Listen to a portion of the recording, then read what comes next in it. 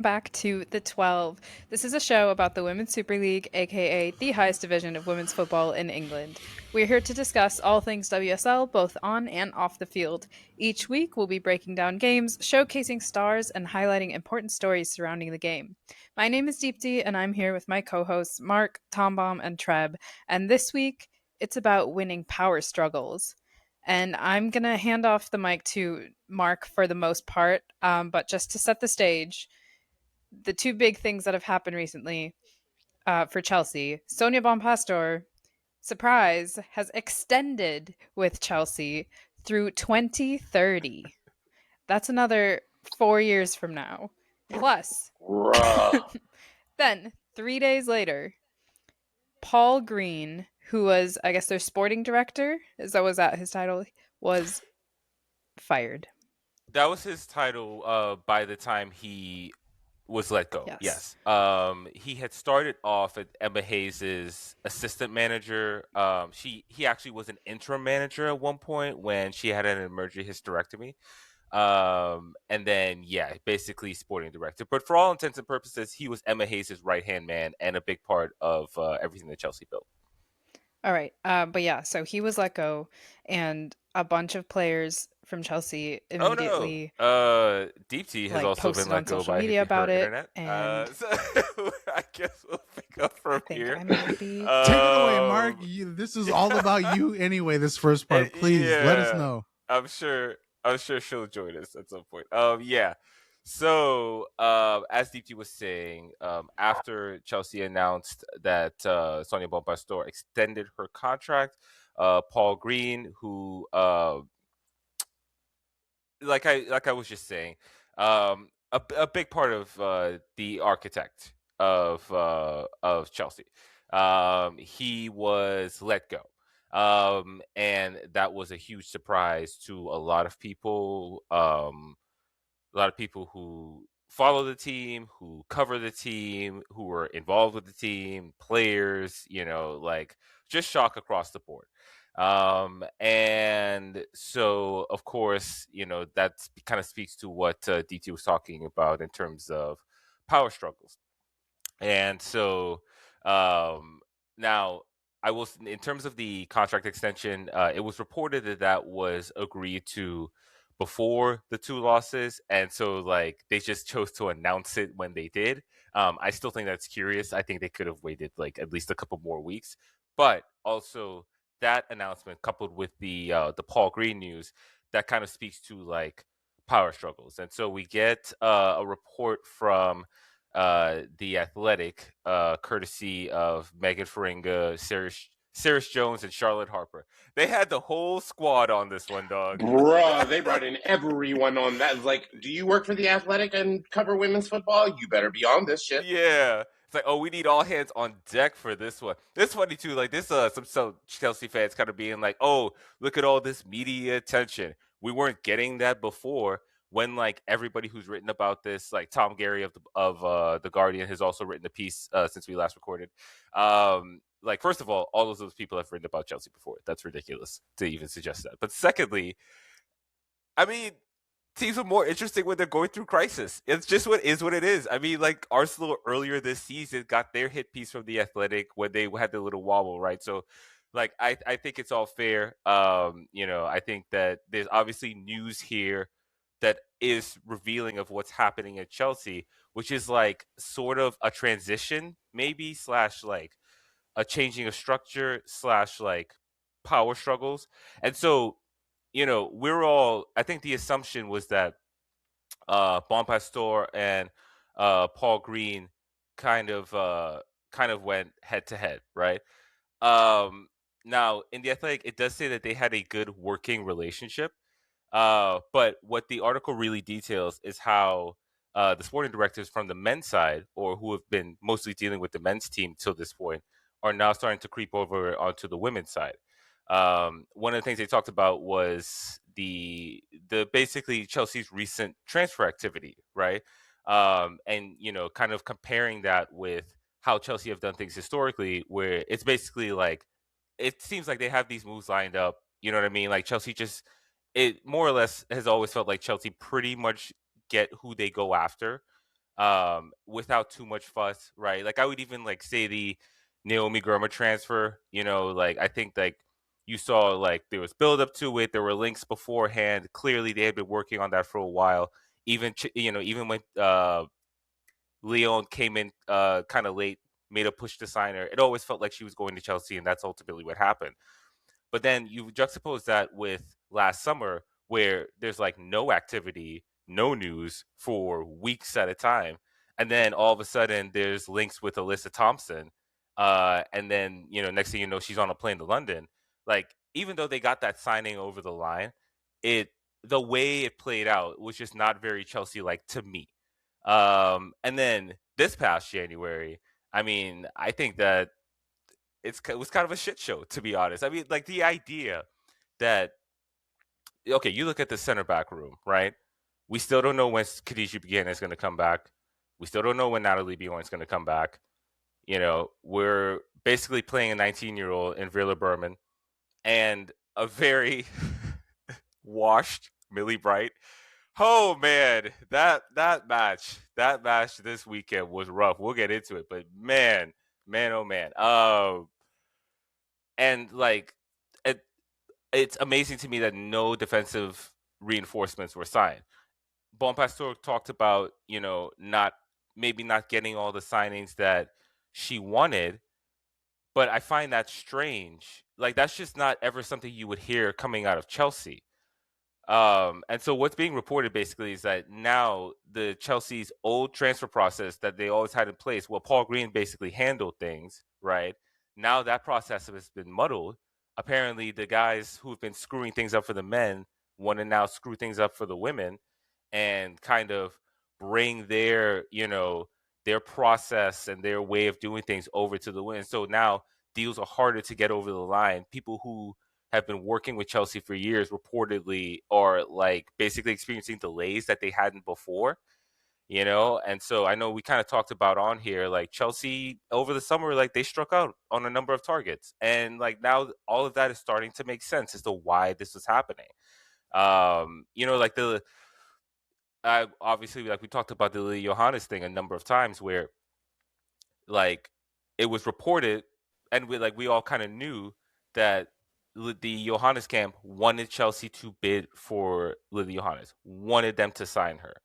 And we get the only reporting we get on that is that Bompastor thinks we're okay in the midfield because we have Lexi Potter, who has played who to this point has played a handful of times, like has played one league appearance, and then you have players like Sia Nushkin who can't get playing time, but then we're trying to sign players who are kind of or sort of like her profile. It just none of it makes sense. The other thing too that has been talked about is the number of players who are out of contract this summer. Players like Sam Kerr, Lucy Bronze, Hannah Hampton, Millie Bright. Like, what's going on? What's the plan here? Because I think something that we've talked about on here is that Chelsea need to refresh the squad. Like I think it's getting to that point, right? But to this point, it's always been sort of, for lack of a better term, easy for Chelsea in terms of just going to the market, getting the future players that they want, and kind of just having a succession plan in place. Now it's like a lot of things are changing at one time, and I think like this is really Chelsea's most difficult period in the WSL era. So it's I don't know. I really don't know. It's I'm still like kind of taking all of it in, I guess. Um I'm not comfortable with what's happening. I'm not impressed with what they've done with the men's team. You know what I mean? One of the other things that they mentioned is, wanting the women's team to start making more sales. Now that is something I can understand, right? I think that we're at a point where, the women's we've seen transfer fees cross the $1 million pound threshold on the women's side. I think that's going to go up to like 5 and then eventually 10 pretty quickly. Like I think it'll surprise us like how quickly that happens. And I do think there'll be it'll be necessary for women's teams to become self-sustainable, and the transfer market is like a pretty easy place to do that. Fair enough, but still, like selling a player like Jean Francois, like, but we're not set in the midfield. Like, she's a player that we could use, and so it kind of has felt like they basically just went to Sonia and was like, "Hey, do you need her? Are you gonna play her? Because if not, we're gonna get out of here." Like, and they're not just assets. This isn't just FM. Like, mm. So I don't know. There's a whole Cat Macario thing. I mean, I don't even know where to begin with that. So they did try to resign her. She rejected a contract, and now apparently she's she is the bad bitch because everybody wants her. Like in Spain, in England, in NWSL, and so what seems clear is that she's not going to be playing for Chelsea past the summer, and maybe she's played her last game because she wasn't even registered for the Champions League. Now I as Sonia Bompastor was brought to Chelsea to win the Champions League, if nothing else, would you not at least include her in the squad for that? Like, even if you know this is her last hurrah, anytime she plays, she balls. Like, I don't. If she knows that she's leaving, wouldn't she want to play her best at the biggest stages? I don't understand. And we're not set at striker. We're not, like, you still not playing Sam Kerr 90 minutes. She's still not looking great at times. I I don't know, was man. looking going to ask you that, Mark, because I wanted to ask two things, which is one, we've seen player reaction from this news, kind of like on social media, and the players don't seem happy. But also, two, just like you just mentioned, where it's like, yeah, it's about 90% confirmed Cat Macario probably won't be returning to Chelsea next year. But for a team that desperately needs to win Champions League, and a team that has made that, for better or worse, their entire identity for the last 3 years, why are you leaving her out of the squad? And we talked about this pre-recording where it's like, it gives me like people who are old enough to know American sports know this. It gives me like Marcus Allen Raiders vibes, where it's like, this player wants to leave, so you're just, what is that old saying? You're like cutting off your nose to spite your face, basically, where it's like, you're leaving Cat Macario off of the squad knowing she wants to leave, but she is a baller that can help you win the Champions League, and you probably want her on the 18 at the very least. Even if you're not going to start her, you at least want her there as a sub in any kind of dangerous situation to be like, you know what, all right, come in and save us one last time before you leave. Like, just as a Chelsea fan, how do you feel about all that? I mean, it reinforces how I feel about my lack of optimism, to be honest, in terms of what's happening on the field, right? Like, because we'll get into it, but it's all but confirmed that we're gonna play Arsenal. I it's just not looking good, You don't feel good about that. I don't feel good about it. It's really all I can say. Like, the best thing is that it's a month from now, but there's just so much game. Like, I'm honestly not used to this. Like I mentioned before, like, all the media attention that Chelsea is getting now. There's we're used to following Chelsea being kind of a boring experience in a good way, right? It's like no drama. They kind of just get the wins they need to for the most part. But yeah, this is like the results on the field are not there, and like we're hearing all this stuff about squad disharmony, and this is what I'm really fearful of. Like, what happens in the summer? What does this squad look like 6 months from now? Because especially if there's no Champions League football, which is a very real possibility. So, I don't know. Very uneasy. I know you all enjoying this though, but I'm sick. I'm very much enjoying this. I'm not gonna lie. This feels like the start of the downfall of Rome Empire, where I'm like, yes, the Roman Empire is crumbling. This is how you know that lady felt secure in her spot. That lady had a contract extension signed and on her desk, and Bet. she said, "Fire me." Like, bet, like, cool, like, fire me. That's cool. That's cool. Absolutely. Like, And then went on and lost 2-0 to Arsenal and said, all right, we'll fire me. I dare you. I dare you to fire me. They should have fired him. Man. I'm not gonna lie. But I mean, you're not wrong. I maintain that if Chelsea doesn't, obviously the WSL is looking wrapped up, and we'll get into this week's matches, but yeah, I know Tom refuses to accept it. It still looks wrapped up, even with their latest loss. We will get into this week, but I just feel like with Chelsea, if they do not win Champions League, that is something that is a stick. Because again, they brought in Sonia specifically for this tournament because of her past success. And if you do not win this tournament, and especially if you get eliminated by Arsenal, even though they are defending champions of Europe, this is, as an Arsenal fan, this is still not a roster that should be getting this deep into this tournament. And if you lose that tie, extension or not, I can't understand how you keep Sonia. And like, the reason I say that is because, again, Arsenal gave an extension to Jonas shortly before they ended up letting him go, when he proved that, like, okay, maybe that was a mistake. And I think Chelsea are in the same boat where it's like, okay, I feel like this was more performative than substance, where it's like, Yeah, you hear the noise, you know that the pressure's on Sonia. She already had a long contract extension, like a long contract before this. I think her contract ended in 2028, I believe. Yeah. 2030 is crazy, So like, bruh. there was no reason to extend her other than to say, we hear the noise, we believe in you, you're our manager, here you go.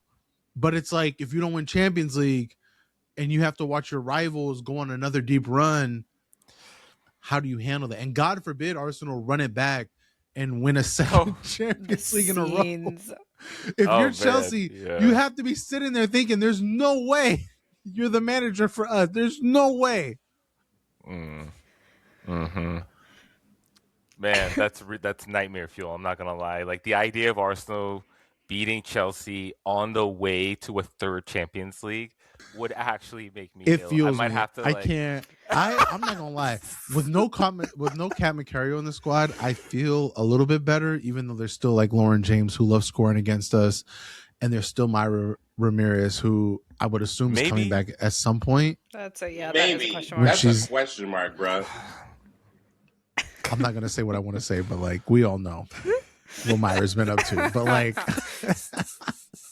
at some point, you have to imagine she's probably coming back. But like, she has been rehabilitating herself. Again, we will talk about this as we talk about the matches this week. But like, Arsenal are at a point right now where they are looking real scary. And if I'm Chelsea, I'm like, okay, wait a minute. This was not the Arsenal team we were kind of hoping to get. And you lost to the worst one. So at what point does someone like a Chelsea fan need to just go graffiti somewhere, Sonia out?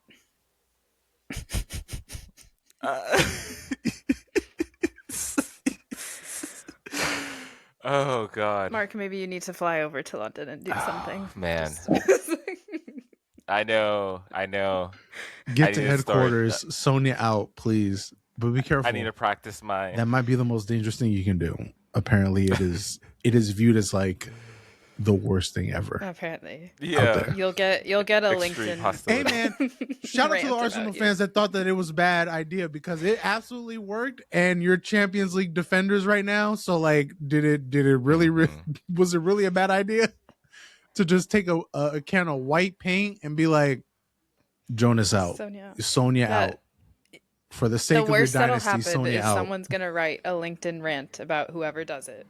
That's it.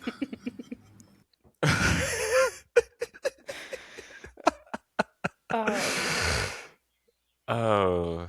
You got to have a player that loves their manager as much as Manuela Zinsberger loved Jonas Eidevall,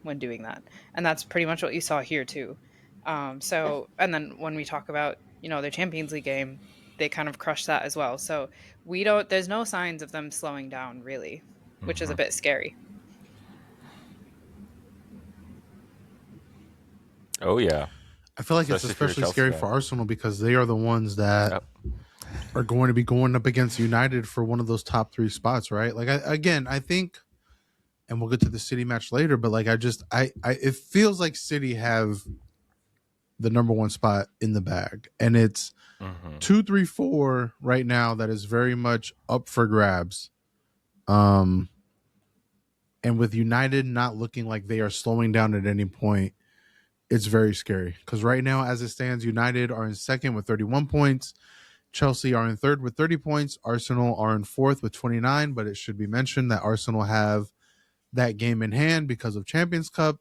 So, like, if all teams win out, Arsenal will finish second, and Yeah. United would finish third with Chelsea not seeing Champions League, Yeah. But again, that's Well, assuming all teams win this out. is the this is the one that's what you just said is the key because Arsenal actually are done playing the Hmm. rest of the The top top 3. teams. Yeah, I think Arsenal are in the best position where we've Yeah. played Chelsea twice, we've played United twice, we've played City twice. We won, we'll talk about it later. We won the second match against City, we won the second match against Chelsea, which we talked about last week. We drew that second match against Yeah, United, I I think we believe drew it both was, to right? them. Or am I getting? Yeah, we drew the WSL match. We lost the Yeah. Women's Cup match against United. We've played them so many times lately. But like Right. so on paper, Arsenal have the better run in where they face teams that they should beat, and with the game in hand, basically second place is in their hands, is their destiny, right? Like their destiny is in their hands.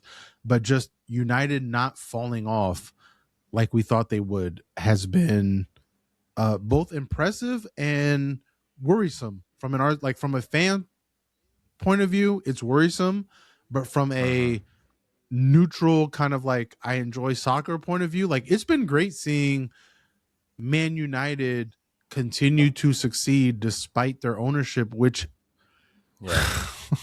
Man, I don't know if we're woo, gonna buddy. I don't know if we're gonna talk about Jim No, Ratcliffe this not this episode, but episode. I thought about it. I was like, he's he said some more things that made you scratch your head and be Hold on. like what I is got a bit happening with this ownership. I got yeah. a bit But for this. with Let's for see. a guy whose women's side has had to rely on Mallard and his men's side has had to rely on someone like Mbemo, like the That's what things I was that about to the things that he said recently have been wild. So but again, in spite of that, the women's side Yeah. has risen to the occasion, and honestly, like I have to say, they've handled Champions League really well. Mm-hmm. We will talk about the Champions League matches later, but they I thought for sure with Champions League coming in and kind of reaching that nitty gritty stage, this would be the time where they start, showing that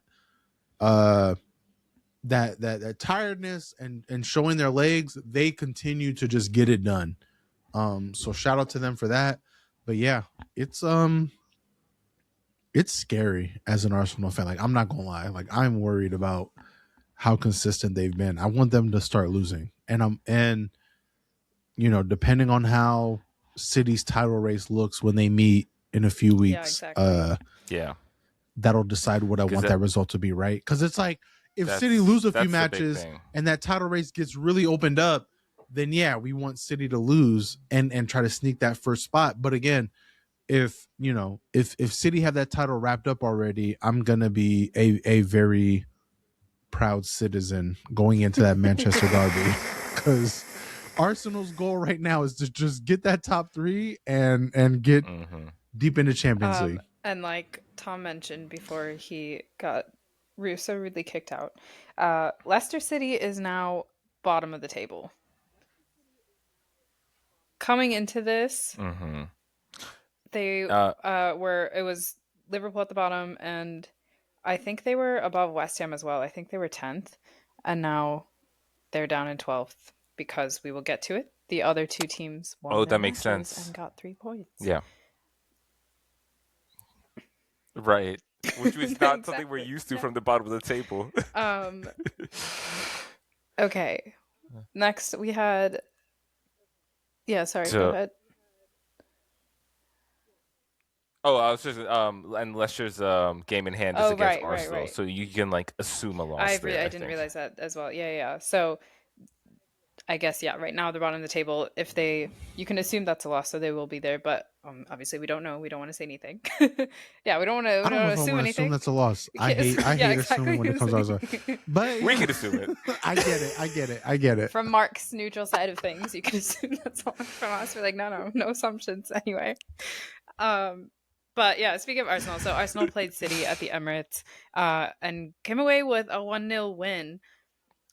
Which again, like obviously cut into City's lead, but like we said, they are so far ahead that we think that, title race has been wrapped up pretty much already for them.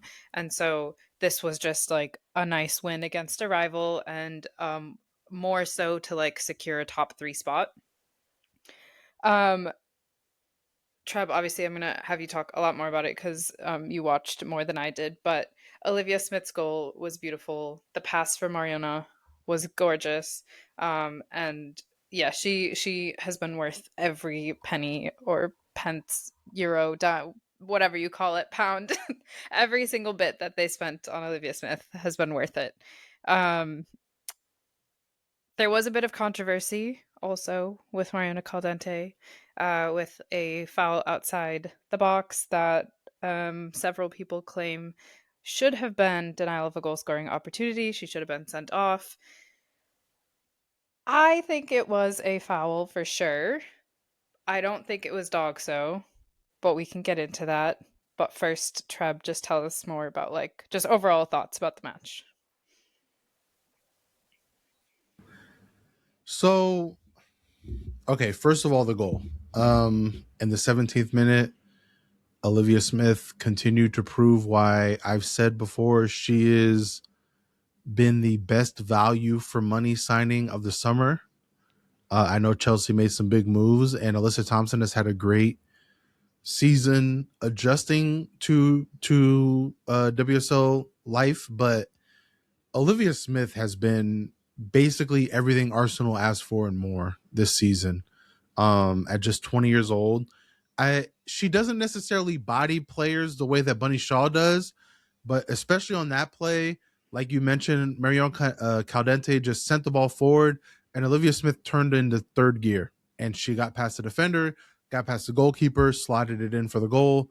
The entire match, it felt like Arsenal were dominating in a way that was very reminiscent. It very much felt like the Barcelona Champions League final, where it's like, okay, we scored early. We weren't necessarily getting that second goal. And especially around the 70th minute, it was like, okay, like I guess we're gonna go for this 1-0 win. Like here we go. But at the end of the match, Man City only had one shot on target, which if you watch the match, I mean, it's rare to say someone like Bunny Shaw gets put into pockets, but she was pocketed the whole match. She was rendered, I don't want to say use. I think useless is a strong word, but they kept her from doing what she does best, and they kept Viv Miedema from scoring against them, which she tends to like to do. There was that controversy against Mariona Caldente. I will say I'm torn. I think it probably should have been Dogzo. Like I think she should have been sent off, but given that there were other defenders running in the kind of greater vicinity, I've seen in both the men and women's side where they look at that and they say, okay, you committed the foul. That's a free kick. That's definitely a yellow. There's defenders in the universe, in like that, in the atmosphere close enough to where we will not give that a dogzo, right? Like even though it definitely looks like denial of goal scoring opportunity for sure. For sure. I think even with VAR review, like I think at best, that is probably a yellow and then the free kick. And I think that's the only thing that kind of prevents me from saying City got completely screwed over in this match was at worst that's a free kick and we don't know how that goes. Yeah. Right? Like you can I mean, it was a free kick in a really good spot for sure. It definitely denied City of a chance to equalize. But we don't, you know, it wasn't a penalty, obviously. Like it It was never wasn't a going to be ruled a penalty, right? penalty. Yeah, yeah. I think the only argument that could be made was maybe Mariona gets sent off. But even then, Arsenal did such a great job to finish that match just defending. There were a couple of moments where they probably could have scored a second and third. They just they couldn't really find that final piece in the final third. But it was just another professional win from a team that is starting to find itself. And I think that is probably the scariest prospect for everyone else in the league, which is we saw this last season where, you know, Jonas kind of ruined the beginning of the season. Renee came in and figured it out for the rest of the season. And we had a slow start to this season, but I think now that everyone is healthy, and this is what I really wanted to mention when we talk about the Champions League, but I'll talk about it now where it's like ever since Leah Williamson came back, there's only been 2 matches that Arsenal have given up goals in. One of them was the 1-0 loss to Manchester United in the Women's League Cup, and one of them was the 3-2 win over Corinthians in the Champions Cup. Both of those matches, Leah Williamson didn't play in. But since she's returned, in the matches that she's played in, Arsenal have not given up a goal. And so that has to be a very scary prospect for other teams, knowing that when at their full strength, they don't even give up goals. That is huge, because we'll talk about Champions League later where they won 4-0. You know, they beat Chelsea 2-0.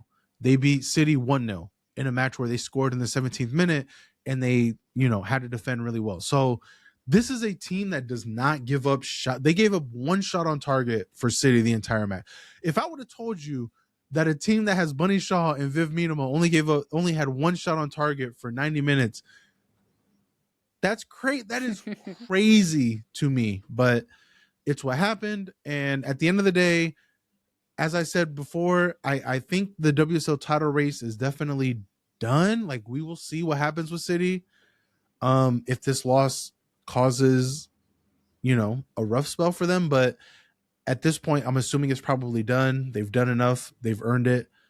I think just more importantly, this continues to give Arsenal confidence going forward in the Champions League with Chelsea looming in the next leg. And now that they have a game in hand, like I said before, if everyone in the top 4 continues to win every match going forward, well, that can't be possible because City still play United. But like, you know what I mean? Like with that game in hand, if Arsenal win out, they will be in second place. And as much as that hurts, at least it's top 3.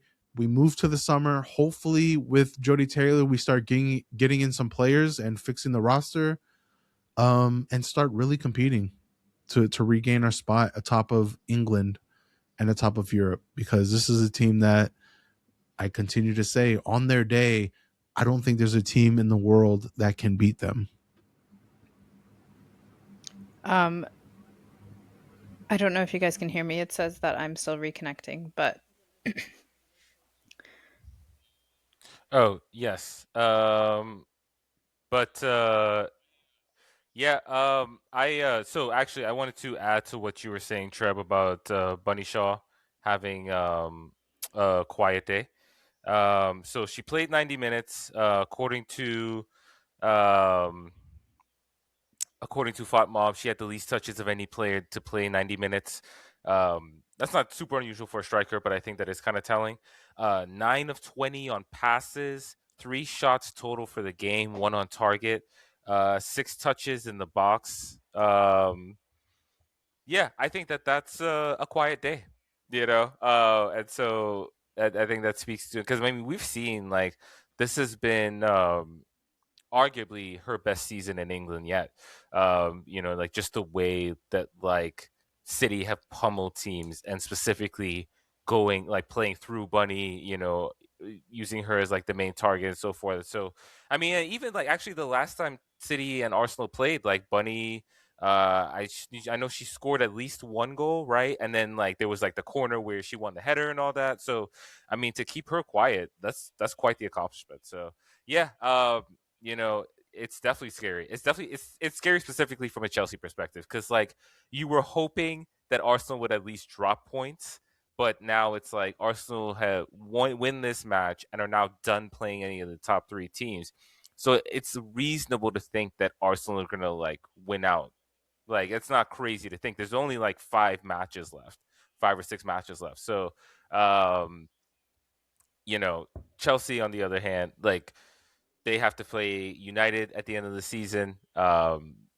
United, they still have to play City as well. So yeah, I think other than City, I think Arsenal are favorites to finish top three minimum. Yeah, just from like a rest of the schedule perspective, I guess you could say on paper the toughest match left is the North London Derby, which is at home, the penultimate match of the season. But the one that really worries me, and again, if we have Leo Williamson available, I feel less worried, is the away leg of Aston Villa. Because if you remember, it was Aston Villa that got that last second goal to equalize that really kind of cost us that title run as it stands. But again, like I said, since Leia's been in, we've given up no goals. Every time she's in the team, we seem to not concede many shots. We have a very favorable WSL schedule. And after, we'll talk about it later, but just after winning the Champions League first leg 4-0, we are in a spot where we can focus on making sure we get that top three while also resting players ahead of Chelsea. And I think that is the key, because I've said it before. I think the goal now is just much like it was last year around this time: finish top three, make a run in the Champions League. We're still in the FA Cup, I believe, so we still have that trophy. We'll see how those matches and that draw kind of works out. And yeah, I mean, we'll see what we can do. But I think top three obviously is the biggest domestic league goal at the moment, until City kind of fumble. Cool. Also, I do agree with you on like the Dogso point. Well, in one part, I don't think it should have been Dogso. I agree that if you look at a wide view, like you can see, I saw the two defenders running. I think it was McCabe and someone else. There's a chance they could have got to at least the goal line to try to save it. So I get why like it didn't count. What I don't agree with is I think, unless I read this incorrectly or just saw someone putting out some misinformation, but the ref supposedly said that they thought Mariona got the ball first, which she absolutely did not. Like it was definitely a foul. Like that was definitely a foul. Yeah, it was definitely a foul and a yellow card. It was foul, yellow card. It would have been a free but again, kick. Yeah, it wasn't in the box. So either way, City does not get a penalty from that. That's why I say like City can't say that they've got completely screwed, because at the very worst, you're just looking at Mariona going off and a free kick. But I've seen where that has not been given Dogso, and so you're probably looking at a Mariona yellow and a free kick from outside the box, which again is dangerous, but not guaranteed to be a goal, the way that a penalty would be. Penalty. Okay, moving on. We've got Liverpool versus Villa, Aston Villa. That was at St. Helens Stadium. This one was, I think, the most surprising scoreline to me. Liverpool beat out Villa 4-1. And that like much needed 3 points for them. As we said, they're in that relegation zone battle. This was Villa's third loss in a row. And like Trev, you were the only one who predicted a Liverpool win, but I don't think even you would have thought a 4-1 scoreline. I didn't think 4-1, but like we've said this so many times. Villa is such a heckle and jive. Jekyll and Hyde. I guess it's, what is it? Heckle and Jekyll and Hyde. Is it Heckle and Jive? Or is it Jekyll and Hyde. Heckle and Hyde. Sorry, I was like that does not sound right. but yeah, they either win by 4, or they get a close win, or they just get obliterated. And I did not expect Liverpool to score 4 goals against Of them. all teams. But I mean, I feel like I've been saying it for the last few weeks, where it's like I feel like Liverpool have been in every match that they can, probably the last 2 months, where it's like they've been close and they've been close and they've been close. And I feel like maybe this is a turning point for their season, right? I think this is the type of match where you look at it and you're like, okay, maybe they can start winning now. Maybe they can get out of that relegations or playoff zone. I have to keep reminding Hmm. myself of that. It's no longer, it's for this year, it's not automatic relegation, but it's playoff. But if they can get out of that area, obviously that is what you want to do.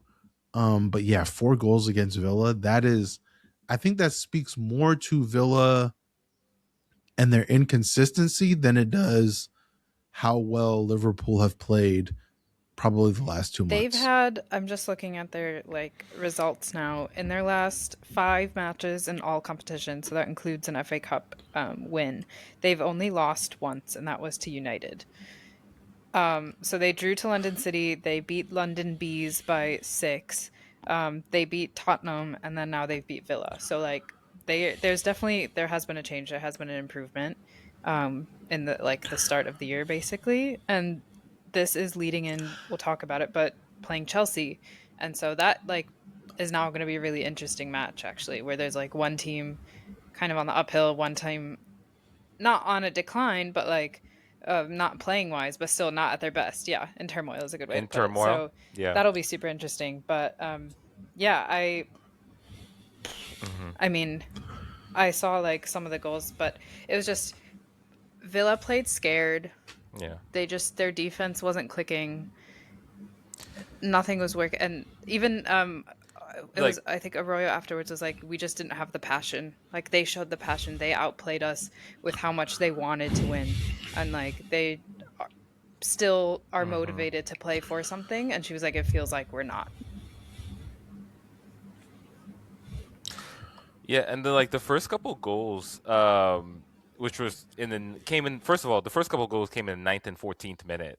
And so, two quick goals from Liverpool, and they kind of happened in similar fashion. Where Alejandra Barnaby, their left back, kind of overlapped a little bit. She would kind of take up a midfield position, and she played Sherry Holland on the left wing, kind of played her down the wing, or kind of down the what do you call that, the half space, basically the penalty area. And she yeah, so the first goal was to Enderby, via Sherry Holland cross. The second goal also would have been where that Martha Thomas scored. It came via a Holland cross. A defender got to it, and the ball popped up in the air, and Martha Thomas slid in for the initial ball, and so she was still on the ground when the ball fell to her, and she kicked it in while she was on the ground. So it's actually kind of a funny goal to watch, but and kind of bad if you're from a Villa perspective, to be honest. Nobody between the keeper and defenders gets to that ball before Martha Thomas was literally on the ground. And you can see after the second goal, Arroyo is having intense discussions with her coaching staff, where she's basically what the fuck is going on here? you know. Liverpool didn't score again until the 84th minute, and actually Villa got one back just before halftime, uh, via Christy Taylor finding Muriel Taylor, who put in a nice shot from about 15 yards out. But yeah, aside from that, this was actually this was maybe the best game that Liverpool have played, just in terms of having playing football, right? Actually creating chances, having a structure, looking like a real team. And we've obviously we've been very critical of Gareth Taylor, for I was like, everything. his ways, right? Just his, yeah, right, his methods, right? But but I think also, and part of the thing we've been critical about is just the type of football that he wants to play, maybe not matching his squad. But maybe now they're starting to get it, and they're gonna have a late surge and end up like maybe not mid-table, but like safe from relegation. Um, I mean, because I mean, like this team should be better, right? Like it shouldn't be this bad. I Yeah, mean, yeah. But I don't know. it was also funny. I think Gareth Taylor in the post match interview, he was like, "Oh, I was like, I had a different kind of anxiety in the second half, and it was because they had to keep a lead." And he's like, we haven't been in that position for a while." So it was a different kind of like, oh my gosh, we can do this. Like, um, so, Yeah. but yeah, I it's just think, sad. like, just real quick, like, I think that quote you had from Aston Villa's side was very poignant because they're right? Like Aston Villa are kind of a mid-table team that, isn't going to challenge for the top 3. They are pretty safe from relegation. They have nothing to fight for. Whereas Liverpool are in the middle of that playoff battle, that relegation playoff battle, and they have everything to play for. And I think also the recent addition of Denise O'Sullivan Hmm. has been phenomenal for that. Like that is one of those moves that happens where you're just like, that's changed the trajectory of where this team is going. And even though she didn't score in this match, she has been a serious bright spot for this team. And so, like Mark mentioned, like I look at Liverpool, and even before they signed her, they were like I said, they were knocking on the door, they were getting close. It was just a matter of like, can they see out results? And they couldn't. And lately they have. So I think this is kind of like the ebbs and flow of professional soccer, where it's like sometimes you're not seeing out results, other times you are, and you want to get hot when it matters the most. And now it matters the most. And they are a point clear of Leicester City, who again we've talked about has that game in hand with Arsenal. We'll see. I hate saying that's guaranteed loss. I just, as an Arsenal fan, I hate guaranteeing wins for our team, but that is most likely a loss. So Leicester's going to have some work to do if they want to avoid that playoff loss. And just kind of checking in with our friends at the WSL2, uh, it'll be that third place team. And as it stands right now, it's Bristol City, who are a point ahead of Crystal Palace. So basically what it looks like is that third place match against whoever is in that last place spot for WSL is going to go up against either Bristol City, Crystal Palace, or Newcastle, who are 3 points off of third place with a game in hand themselves. So that is a tough prospect if you're one of the bottom WSL teams, right? Like if you are a Liverpool, if you are a Leicester, those are not teams that should be taken lightly in any regard, especially with a winner take all type of match. So this was huge for Liverpool. Uh, I agree with Mark. I think they should. I mean, we all thought that they would be better than they have been, but when you sell your best young prospect in Olivia Smith, who I've said is the best value for money for Arsenal, and you also let someone like Taylor Hines go also to Arsenal on a free, you're not putting yourself in the best situations. But they did excellent with bringing in Denise O'Sullivan, and we will see what they do to finish out the season, because I still feel like this is a team that should avoid that playoff Yeah, spot. and not just Denise O'Sullivan. I think their entire January was really good. So they got Anna Josendal from Hammerby.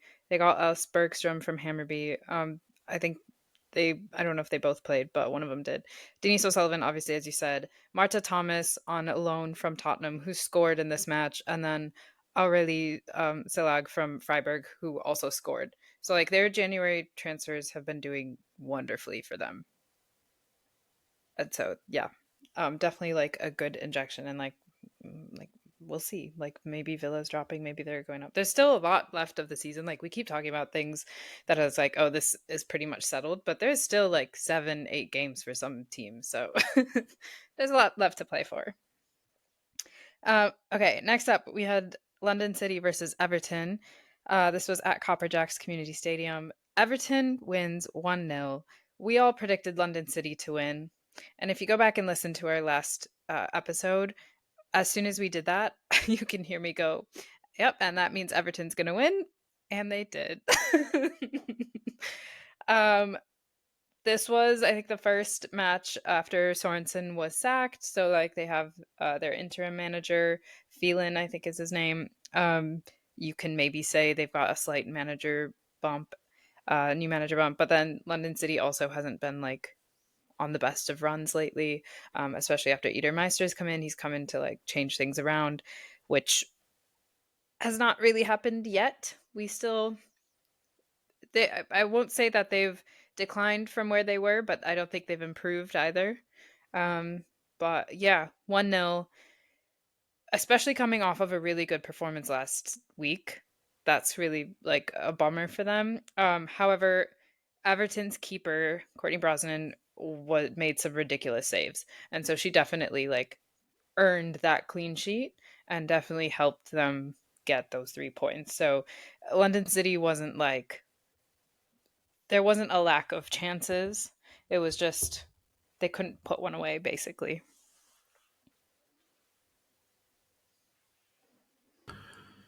Yeah, it was a battle of the keepers in a lot of ways. Like you mentioned, Everton's keeper had a phenomenal match. It also felt like Everton did a really good job of watching film on Freya Gottfried because, again, last episode I talked about who she reminded me of, and I still feel like she very much reminds me of Thierry Henry.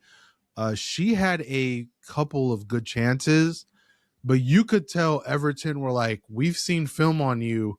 We know what you want to do, and we're going to have a defender right there. Because a couple of times she kind of made that move where she dribbles over a ball, she hits to the, she hits a hesitation, she goes inside the box, and she lets one fly.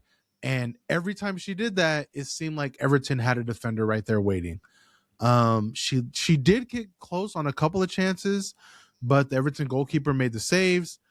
Same can go for Everton, where they had a couple of really good chances, and London City's keeper made the save. In the end, it was a bit of a London City mistake that was the difference. They were trying to not necessarily play out the back, but just trying to get forward on one of those situations where you're like, okay, we've defended. Everton got the shot off. Like, we're trying to just get this ball out of here. It was a really rough pass out the back that ended up at the feet of Everton, and they put it into Gabaro, who was like, I only need one chance at this. And she put in a shot that hit the top, kind of like just under the crossbar, like in one of those situations where the keeper's not going to save it. And that was the difference in the match. And yeah, like it was one of those shots where you look at where you're just like, oh man. Or it was one of those moments, I should say, where you look at where you're just like, man, London City kind of let one get away. Because I think if this match had gone mistake free, this is probably a 0-0 match with how good both keepers were playing, with how good both defenses were playing. Both teams had shots. Both teams were doing what they do best. And this had draw written all over it. But again, it was just a London City mistake that really gave the opportunity for Gabaro, who came in, dribbled it a little bit, was 1v1 with the keeper, and put it in right under the crossbar for the win. Everton, obviously you deserve the win when you get the win. But for London City, like, it just, like Deepti mentioned, they fired their manager, which I don't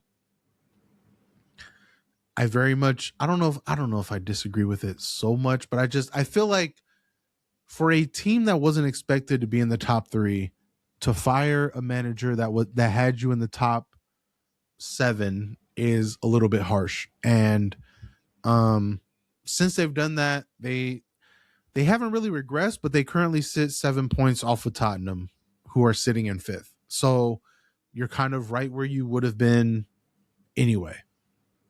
You're a mid-table, which is expected. You're fresh to the WSL.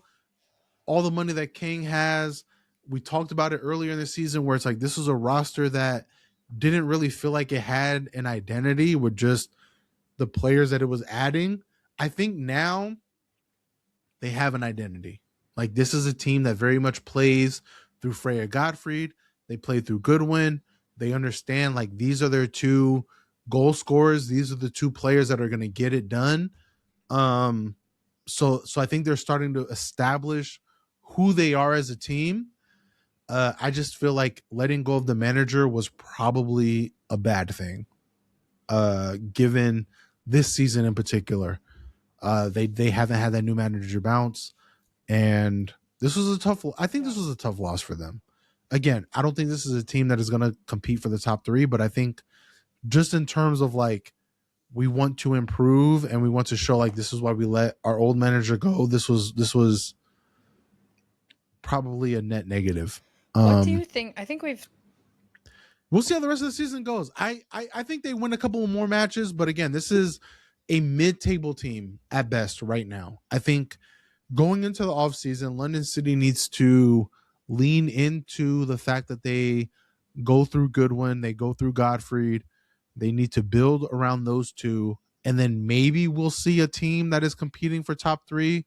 But I will say, I don't think, given who backs this team and Michelle Kang and the money that she brings, I don't think we're looking at London City being a mid-table team for too long. If not next season, the season after, this is going to be a team that is competing for the top three.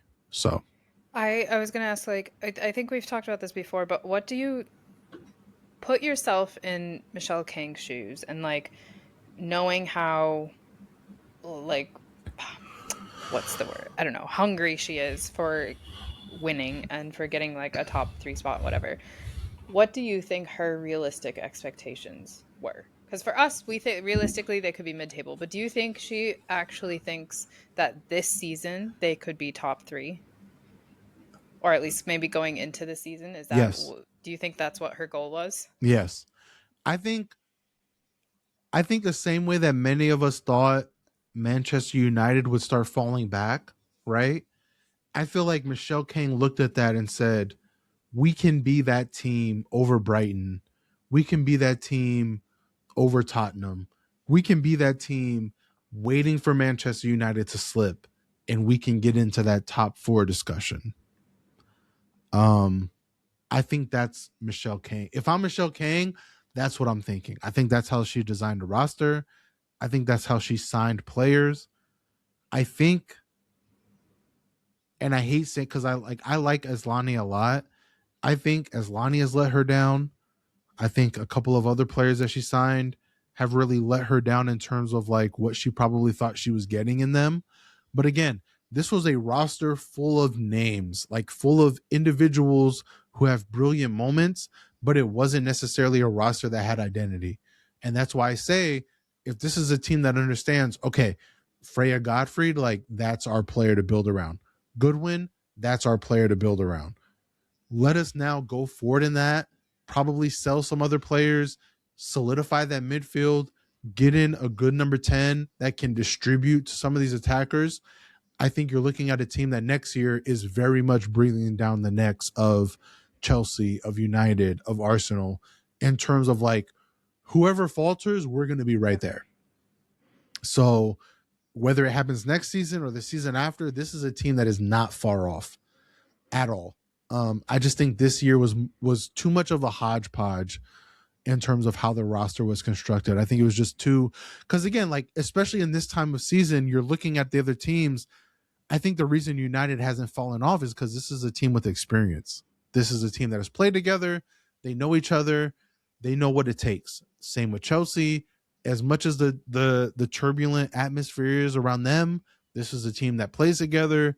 They know each other. They know what it takes. Arsenal, we've seen it before.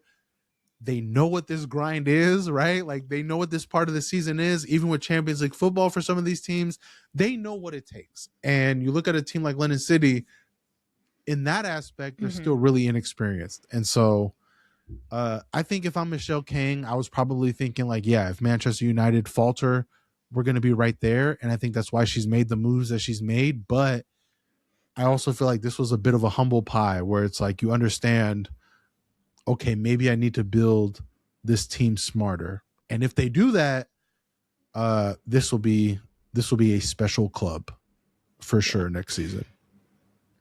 But they have to do that because I feel like I've said the same thing about Brighton last year, and we all saw kind of what happened where they didn't take advantage of that. Same with Everton last year. I felt like with their new ownership, they could take that next step. They didn't necessarily do that. So it's going to be on Michelle Kang if she can understand that and make those moves. And if she does, this will be a team that we're talking about for top 3 next season. And if not, it'll be like Tottenham, where we're looking at them and being like, man, they had all the potential in the world and they finished 7th, 8th. And I mean, let's even remember you're talking about Aslani. She hasn't played in the WSL since like 2016, 17 with City. So it's been a while for her too, and she's not young.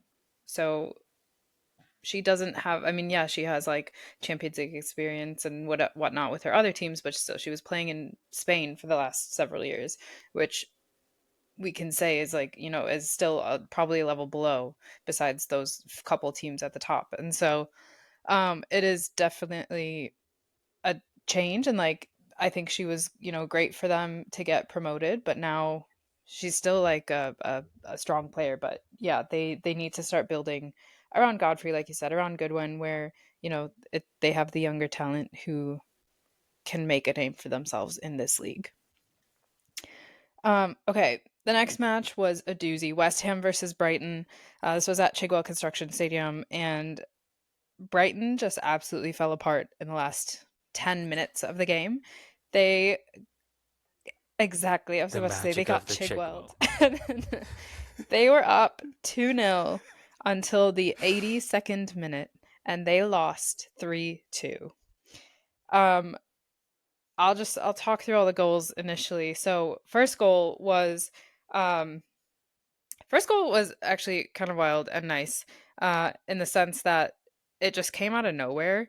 Um I think it was Minami, one of the defenders, took the ball and just absolutely booted it out to, um, who was out there? Kiko Seki, who took it and just on like a one touch or maybe two touch, looped it over the keeper, and it went in from like however far out she was. And so that was right before, like a few minutes before halftime.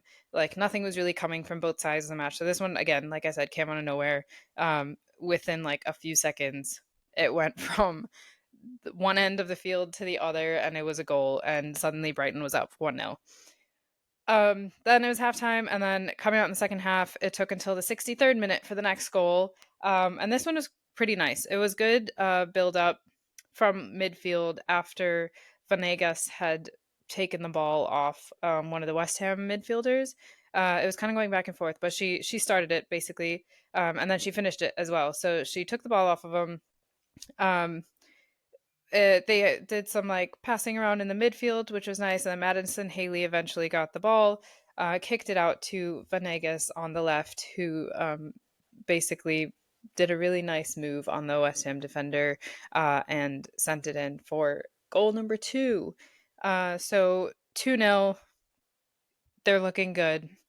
Like I said, up until the 82nd minute, you think you're going to win this match. And then suddenly, West Ham does something. The first goal was basically a fluke. I think it was supposed to be a cross. It was one of those Schross situations. So again, ball goes out from, I forget who assisted. Let me just check real quick. But basically, the ball goes out from Ueki to Fionn Morgan, and I definitely think she was trying to cross it in, but because she's pretty far out on the right side outside the box, and Nadozier just absolutely butchers it and basically tips it in, and suddenly West Ham is back in it, and so they've got one goal, and then a few minutes later, Shakira Martinez gets the equalizer in the 86th, and so now it's 2-2. And that was also, I think, I'm trying to remember what that goal was. I just know that was a Shakira Martinez scored again from the last week. I can't remember now, but I do remember that was a good one. But basically, Fought Bob says it was outside the yes. box, like Oh, from the yes, corner of the this is what penalty area, happened. kind This of. was the one that Nadosia, I was like, what the hell are you doing? Because ball gets to Shakira Martinez. Before she gets there, there's also two defenders who are with her basically and can reach the ball probably at the same time that she does. But for some reason, Nadozier decides to leave her spot, leave the box, come all the way out to where the ball is going to meet Shakira Martinez and misses it, flubs it, and so now it's just open space. And Martinez hits it from there, won't miss from there because it's an open goal.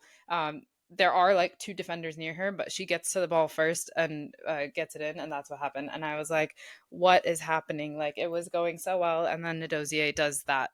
There was literally zero reason for her to come out to try to get the ball because, like I said, there were at least two Brighton players also around Martinez. And then third goal comes in the first minute of stoppage time, 90 plus one. Vivian Asai gets this goal. This was just proper football, good build up. They did some nice, like again, they had good possession, and this one they were able to actually, pass it around outside the box enough until they finally got a shot, and Asai gets it and goes in, and they steal 3 points basically. This one, I think, like this one was not on any particular person, like it wasn't on Nadozier, whatever. It was just good football and a good goal.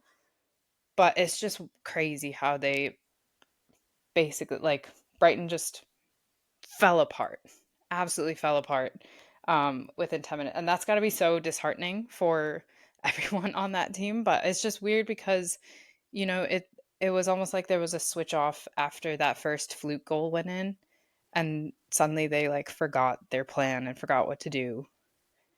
And they were still in the lead at that point. But everything then just like fell to pieces. So West Ham got like a much needed 3 points, like we said. So now they're up into 10th spot with 11 points, and yeah, above Liverpool and Leicester. And then meanwhile, Brighton is still in like seventh, so they're like safe in mid-table. But one, I mean, and Trev, we were talking about this before we started recording. There's something about Nadozier that hasn't quite hit at Brighton, and we don't want to like speculate or anything, but we know she can do better and be better than what she's been at this club. And like she had mentioned something about being like homesick, so like maybe there's that reason, that's a part of it. There's also like there's been manager not changes, but like he's been out for personal issues, so they've had a new like an interim come in, so maybe like there's something there. But just overall it just feels like her move to Brighton we thought would have been a lot smoother and she could have showcased her like talents, but she's been making several like uncharacteristic mistakes when she's been there. And then other than that, like we mentioned last week, Brighton has the squad on paper that should do a lot better than what they have been doing. And it's just like clear that they really are missing Adjumang, and they're missing Fran Kirby, and the people who they do have not been able to step up into those roles. So I don't really see them improving, or I kind of see them being very like stagnant. It's not like they're gonna get worse per se, but they're definitely not gonna like improve by the time the season's over.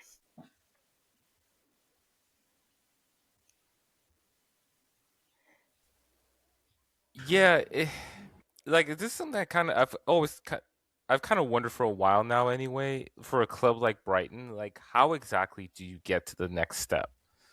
Like it just I don't see like what their pathway is, or how possible it is for them to like even to get closer to somebody like Tottenham. Like I guess they could spend more, but like Brighton aren't necessarily a club that spend that much money on either side. You know what I mean? Like they're all about like their scouting department.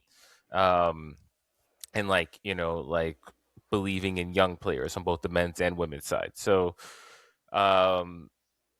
yeah, I think it's just kind of tough for them. You know, I feel like for them, this is where like the league growing kind of helps, and then maybe eventually, one day there'll be more like European spots available or whatever, kind of like what you see on the men's side.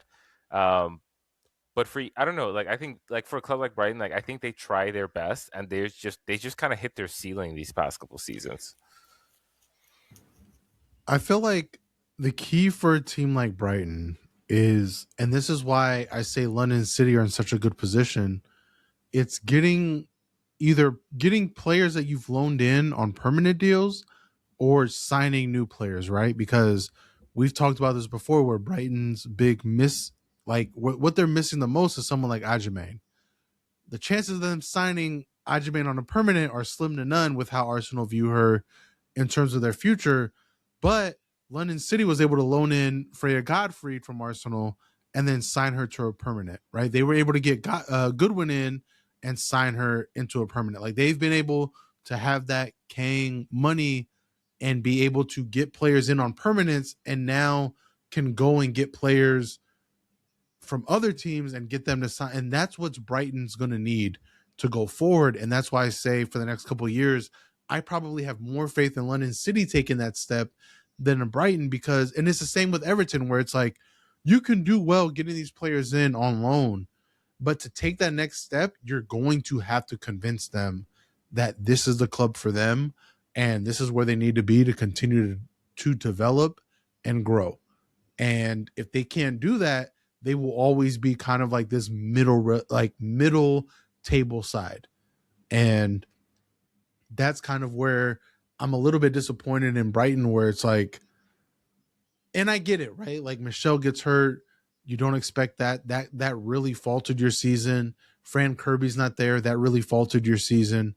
But this is still a team that they're going to need to not necessarily spend a lot, but they're going to have to get young players in that they can develop and turn into stars going forward if they want to reach that next level of competing for top three. But I, like Mark said, I think the thing that really hurts the WSL, and this can be a conversation for another day, which is there's only 3 spots for the Champions League.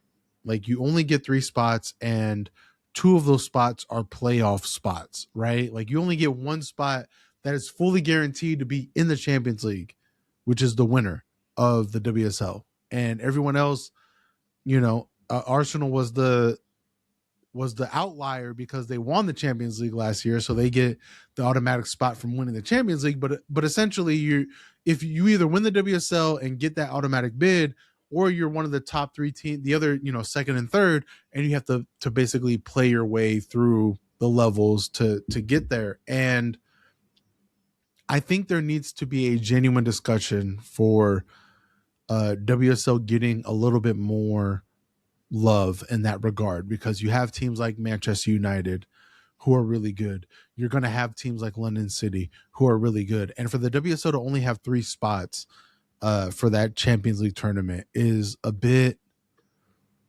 it's disheartening, and it's in my opinion, it's just flat out wrong. Like I think you look at other leagues around the world, and while WSL may not be as strong top to bottom as like an NWSL or a Liga MX, but like when compared to a French league, when compared to the Spanish league, Liga F, like this is a league that is very tough top to bottom when you compare them to a French league that, Lyon is sitting there winning by a mile, or a Spanish league that has Barcelona and Real Madrid and that's it. We need to start getting WSL a little bit more spots. But just as far as Brighton go, that's what it's going to take. Like they are going to have to sign players, and it's not necessarily spending more money, but it's locking down who you have longer term than what you have them Yeah, for now. exactly.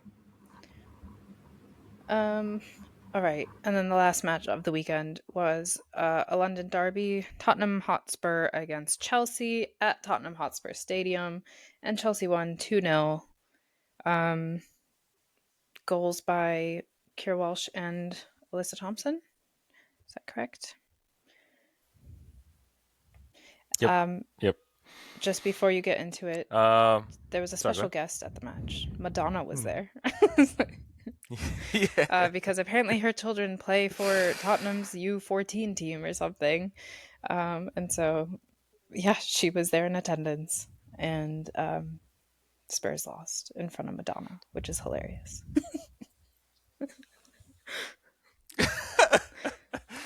I didn't even realize they were gonna do this. They were doing this match at the big stadium, at the big house um until it kicked off. But yeah, it was kind of an interesting match. It ebbed and flowed. Both teams finished with similar shot and XG numbers. Chelsea had a bit more possession, but um, yeah, Tottenham created their chances. They had some moments in the first half. Nothing that I can remember off the top of my head. Um, but then Chelsea did eventually score 5 minutes before halftime. They had a corner that really shouldn't have been. I think who was it? I think it was Veek. Is that how you pronounce her Mm. name? Hannah Veek playing right back. She like basically had a mistouch, led to a corner, and Chelsea ended up scoring off of that corner. And it's something that I've seen Kira Walsh do a few, and she scored a couple goals this season. But even beyond, even when she hasn't scored, like she'll take up this position at the edge of the box on corners, and like they will try to find her, and she has actually a pretty decent shot. Like I do like that she's shooting more. Um, and then 5 minutes after halftime, we get our second goal. Shia Nushkin, who started this match, is played in by I think she was played in by Carpenter, but she gets a shot off. She gets a shot off. It's saved, and then Alyssa Thompson comes in, scores on the half volley, and I mean, I just wonder where this team would be without Alyssa Thompson. Like, it's kind of a scary thought because I mean, she's our leading goal scorer in the league, and it's just beyond that, like she provides a spark. She just provides like she has saved Chelsea on a few occasions, um which is kind of crazy. Like I kind of referenced before like how that transfer went down and how she came in and all that, but to like basically to go from like you come in late in the summer, you're in the team immediately, and now you're basically like undroppable. Now you're playing up top next to Lauren James while Sam Kerr's on the bench. It's. I mean, I'm just glad that she's playing well. I'm glad that that's at least one thing that's worked out. But yeah, I just can't imagine where this team would be without her. But uh, but yeah, but after that, Tottenham did have a few chances. Um, Beth England had a chance that I think she should at least put on target. Um, is it Vinberg? Olivia Was it Holt had Vinberg? one. No, it was Tan. It was Tanberg. Tanberg had a header that I think so. It was it was technically a point blank header. I think the cross came at her a little quick, and she should probably she I know I think she was definitely disappointed she didn't at least put it on target. And then there was a moment, I forget when this happened. But it was the 80th minute. So she's chasing a ball down to the end line. Millie Bright's in front of her, kind of defending it, and she tries to wrap her. She basically like goes in sliding, tries to wrap her foot around her to get the ball, but she ends up taking out Millie Bright. Like gets her in the shin pretty hard, and Millie Bright tries to continue. And there's Tottenham has a breakaway moment where I mean, even when Millie Bright is not hurt, we've seen her struggle in these moments where like Chelsea are defending a breakaway and she's just like her in open field is not a pretty sight. But then in this particular situation, she was still hurt and she starts limping while the play is going on. And Tanberg is so open. Like she is one on one. She is a little bit to the side of the goal. It's not the best angle, but it's still like a clear 1-on-1 chance with the keeper. And she just like it's just a weak shot into Hannah Hampton's stomach. Like I don't know if she heard footsteps. Like I don't know what happened. She just like didn't look confident at all and just kind of did nothing with that chance. But that was kind of basically the difference between these two teams. And like Tottenham historically don't have a good record against Chelsea, and oftentimes it's been like kind of a wide margin of victory. But even in these two matches that they played this year, the total margin was 3 goals. And I didn't think Tottenham were as bad as they have been in the past. To me, there's just their quality up front is Mm-hmm. what let them down, you know. Whereas like Chelsea, obviously, um, you spend a lot of money on players like Kieran Walsh and Alyssa Thompson for a reason, So, um, but yeah, it was a decent match overall. But just kind of interesting, you know. I guess more competitive than it normally is, or normally has been in the past. Do you know more about the Millie Bright injury? Did they say how long she'll be out or anything? Um, no, I don't think so. I don't think they've said anything about that. Like, and I mean, Chelsea like notorious Yeah. about telling you anything about when players are available, right? Like, let me just double check to make sure. Uh, yeah, no Khadijah Buchanan, no Natalie Bjorn. Who knows when they come back? you know, now Millie Bright's limping off. I don't know who we're gonna play in defense. It might be Naomi Gurman, Villa Berman. I think Berman did start. Yeah, she started this match at left back. She might have to play center back, and I don't know. So many musical chairs. I just don't know. I really can't believe we didn't sign a defender. That's just crazy to me. I Is there don't another know. window this season? Like a transfer window? Yeah, before the season ends. Like No, before the that's it. season ends? It's just summer now. Mm-mm. All right. Mm-hmm. Slam shut. Well, all right. Okay, well, that wraps up the last weekend's matches. So after all that, new prediction rankings for us.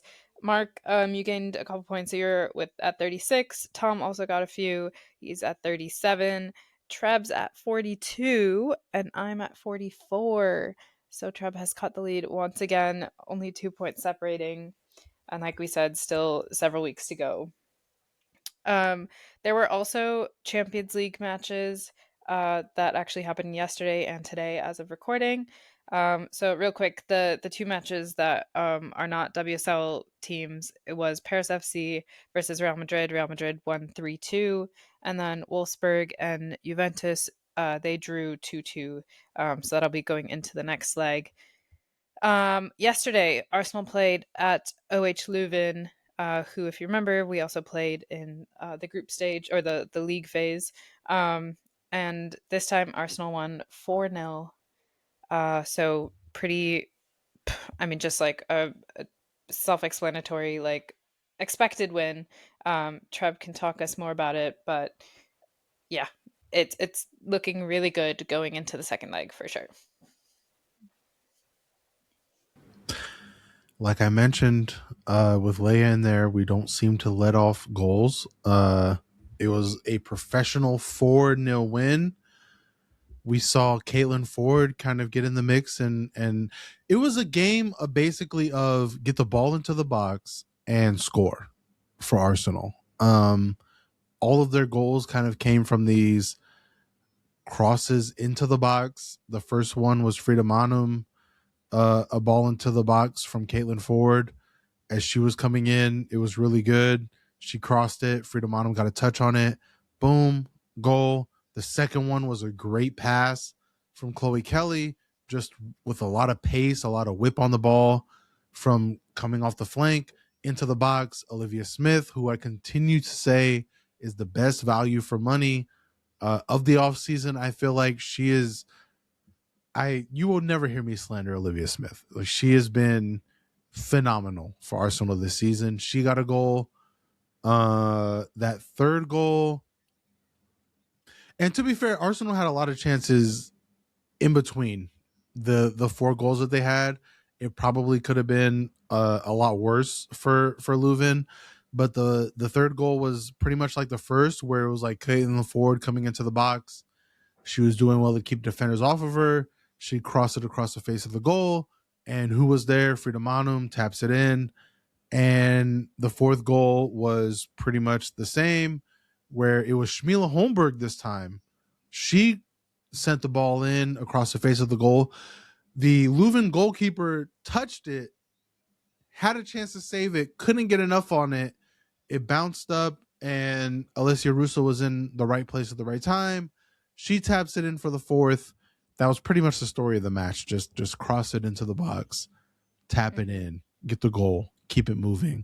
I think the things that stood out from this match, like I said, Olivia Smith continues her incredible form. It was just a really professional 4-0 kind of match. I feel like everyone expected us to get past Leuven. I think going into the second leg at home up 4 goals puts you in such a better position than like a 2-0, a 1-0, a 3-1, right? Where it's like, okay, you have a 4-goal lead now. The chances of you losing that at home against a Leuven are slim to none. If I was, if we were going against Barcelona or Lyon, I'd probably be a little bit more like, okay, let's make sure we don't give up an early goal and stay sharp. But against Leuven, I feel like, like we talked about before, where it's like now we have that top 3 race in the WSL. I think we can put our best foot forward against Brighton, regardless of if you feel like we need to put our best foot forward against Brighton on paper. I'm one of those people that's like, matches are played on the pitch for a reason, so we can put our best foot forward against Brighton, and then we can just like play defensively and, what I expect to happen, just cruise through that second leg against Leuven as we get set for our tie against Chelsea. But it was a very impressive win. I think the other part that stood out to me was just Daphne Van Domselaar. We talked about how having like a Daphne at 80% is better than most keepers. She showed that in this match. Leuven had a couple of chances to make it kind of, I don't want to say close, because I don't think Leuven were ever really close, but they had a chance to at least get some respect back and get a goal. And Daphne Van Domselaar each time was like, no, I'm not going to let you. I'm going to save this. I'm going to keep it out. And she just continues to prove why she is the number 1 keeper on the team, and why, in my opinion, she is one of the better keepers in Europe. Like she's just so good at keeping the ball out. She uses her length really well. But yeah, like I was really happy watching this match. It was everything Arsenal fans expected. A lot of people expected just a convincing big win, 4-0. We take the 4-goal lead going into the home second leg.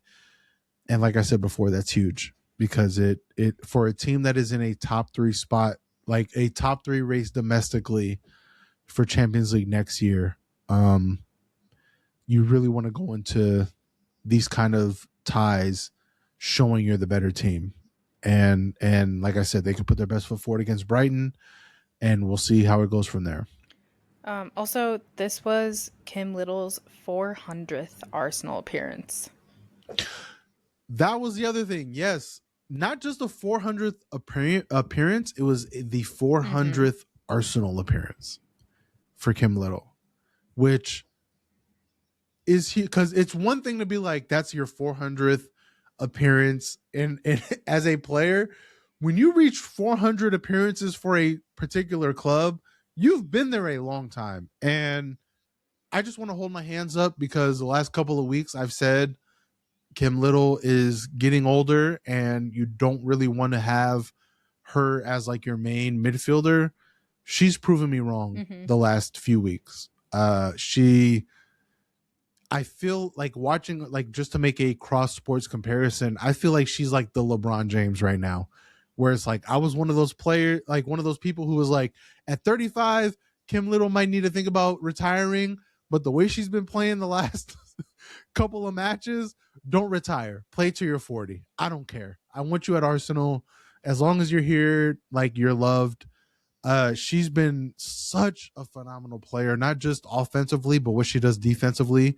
She's so good at getting in the lanes. She's so good at making sure other teams don't attack us. And I think her, along with Leah Williamson, is why we've been able to have so many matches in the last month and a half where we haven't conceded a goal.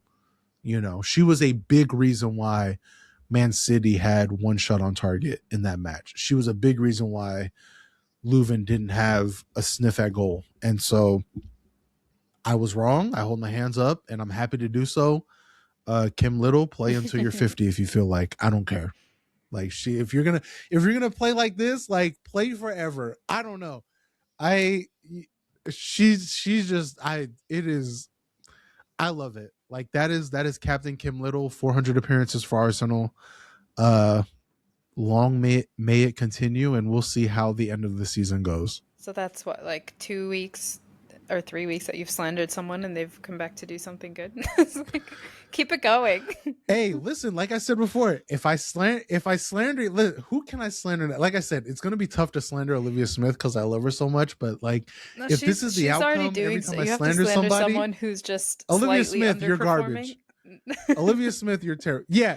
Well, I think I'll say There. Alessia Russo, please come to the party. Like, what are you doing, Alessia? Come to the party. Start scoring the goals. I think you're starting to lose it at 27.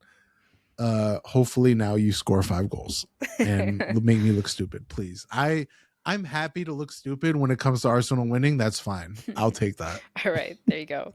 And then Man United also played today at Atletico Madrid, and they also had a really solid 3-0 win. So they're up 3 going into the second leg as well, which will be at home for them.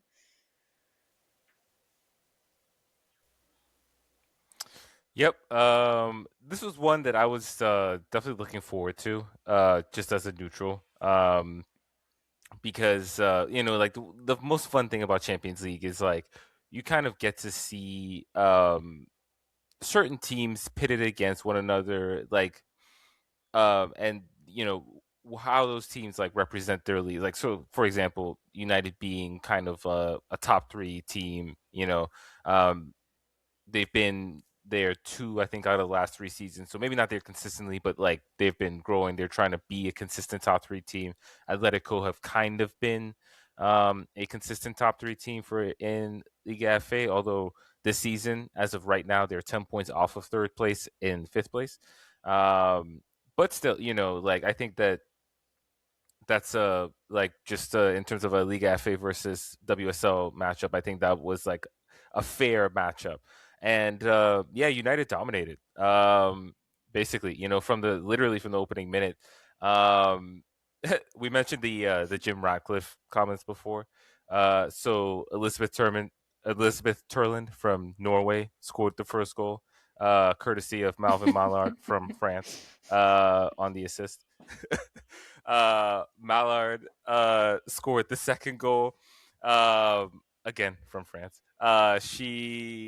That one was kind of funny because she was played in down the left, and when she cut back, the defender, she made a challenge, but it looks like she twisted her knee or something, and she kind of was just, like, there, kind of in a heap. And Mallard was like, "Oh, cool, I can shoot Oh now," no. and buried it. Shooting over a Yeah. dead body is actually insane. Like, it was watching it live was like, oh my god. Did not care. Shout out to Mallard. Yeah. I approve. She's a stone cold killer. But yeah, she made it 2-0 at the 39th minute. So I went to the second half 2-0. They were looking comfortable for the most part. They did. Anna Sandberg had to sub off in the when did she come off? In the 48th minute. So I think that was maybe the only downside for them. Atletico kind of had kind of started showing some life, I would say, around the 60th minute. Tillis Joyce was forced into a save on a free kick where she tipped the ball onto the crossbar, and there was kind of a follow up, kind of a scramble. But other than that, United eventually saw it out. They did score a third goal. What's her name? Julia Olme from Sweden, courtesy of Mallard again with the assist, scoring. Um, and yeah, I mean, like you were talking about United's depth Hmm. earlier, Deep T. And I think you saw that on display. I mean, Turlin didn't start the league match, but she starts this one, and her and Mallard, they still have that great chemistry. Mallard was particularly excellent in this game, uh, but I think Jess Park also was good in this game.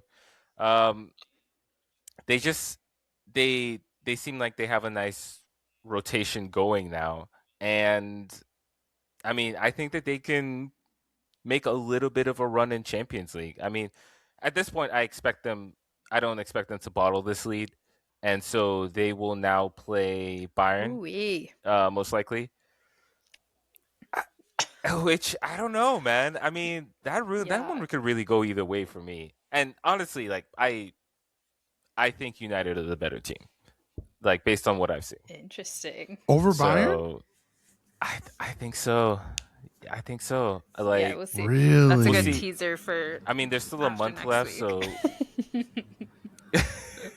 so Ooh, I can't wait. I can't wait. yeah. You know Yeah. what? You're right, DT. We'll just leave it And at also, that for Mark, to now. further your point, of the 19 people on the team sheet, 5 are English. So 14 players are essentially Yes. immigrants, There is is what you're one saying. Welsh player, so technically she's from the UK. She's not English. However, Interesting. she's Interesting. Welsh, but like immigrant Welsh. I wonder if you took off all of the immigrants from Man United's men's team and women's team, where that team would be.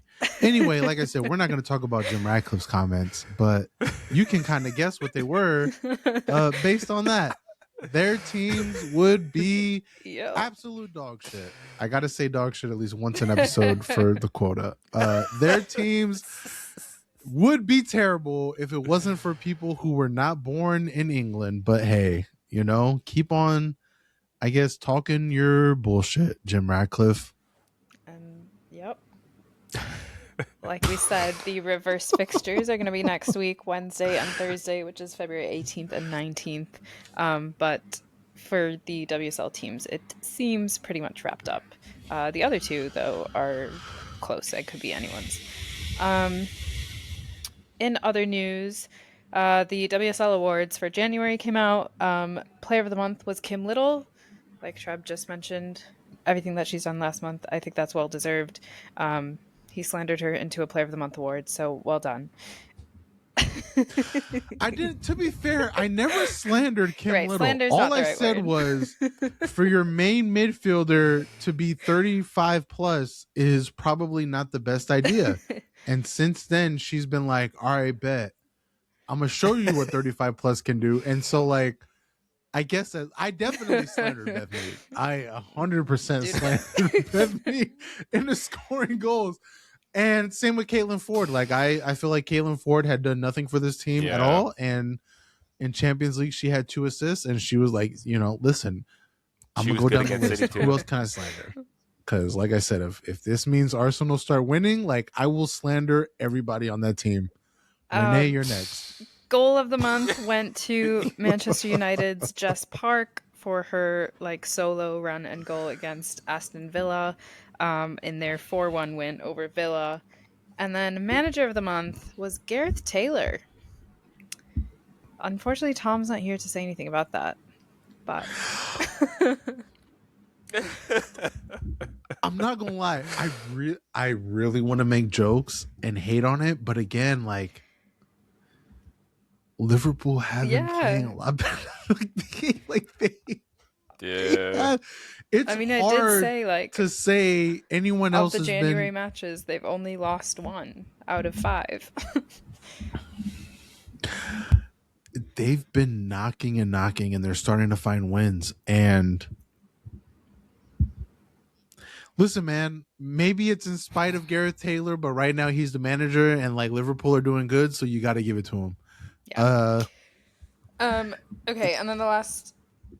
I don't believe in him long term. I'm just gonna say it, but it is what it is. It is what it is. Congratulations, Garrett Taylor. Okay, and then the last bit of news that's interesting and combines my worlds specifically. Milwaukee Bucks player Giannis Yeah. Antetokounmpo has bought a stake in Chelsea, and Chelsea women's side specifically has partnered with Mr. Serena Williams, Alexis Ohanian. It seems like, uh, yeah, Giannis has gone on his like basically investor VC run lately, and Yeah. this was one of his many announcements over the last week. But it's interesting, and I'm going to reiterate the same thing I said when Alexis announced his like buying a stake in Chelsea is that I really wish these like multimillionaires and billionaires would put money into the smaller clubs rather than everyone just joining a team that you already know has a lot of funding and you already know has like established a winning legacy. Like put money below. That's why, you know what? That's why I love JJ Watt. He took Burnley and he's like, I'm going to take Burnley and run with it and see what I can do with Burnley. Um Hmm. and yeah, so but I mean anyway, Giannis the Greek freak is now Chelsea supporter. First of all, the Greek Freak has been putting his money Yeah. into some wild investments. I would just recommend you go look Man. up some of the things that he's putting it in. He's definitely on his investment arc. Hmm. The American desire to join an established winner needs to be studied because on one hand, I get it. I get it. Chelsea have won a lot. They are the dynasty, whatever. I'm not gonna lie. Giannis may be the wrong time to invest in Chelsea given what's happening this season, brother. You might want to not do that.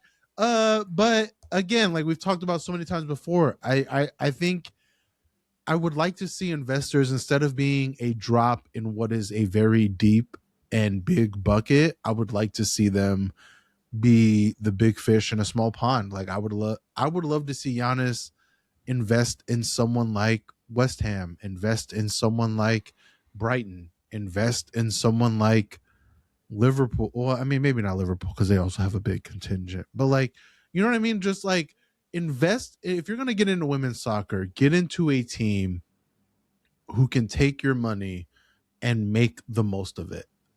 Because when you join someone like Chelsea, you're joining you are now one of 125 people. Exactly. Like that's great. That's awesome. Congratulations. But like you're not and I get it. Like a lot of these people, to be fair, they don't really care about women's soccer the way that we care about women's soccer. They don't really know about it the way that we know about it. They are just following the advisement of like their portfolio investment people who are way above my station. But Or friends, honestly. yeah, or friends. But like, I just wish some of these people would be like, hey, like Deep D mentioned with JJ Watt, like he took a team that was like nothing, and like he's like, I'm gonna invest in this team, and we're gonna be something. You look Hmm. at I blank on his name, but the Deadpool Yeah, Ryan actor, Reynolds the and one Rob that Oh, Maxwell. Ryan invested Reynolds. Yeah. Ryan Reynolds, yes, who invested in Wrexham. Like they took that team from what, like Lead Six or something, and they are a team that Hmm. is climbing the ranks and they Mm-hmm. are gaining popularity. So like, be someone like that. Invest in a team like West Ham. Invest in a team, like Everton. Invest in a team that maybe isn't a hundred I would percent like argue. already a dynasty, but like invest in a team where your money's going to go a long way.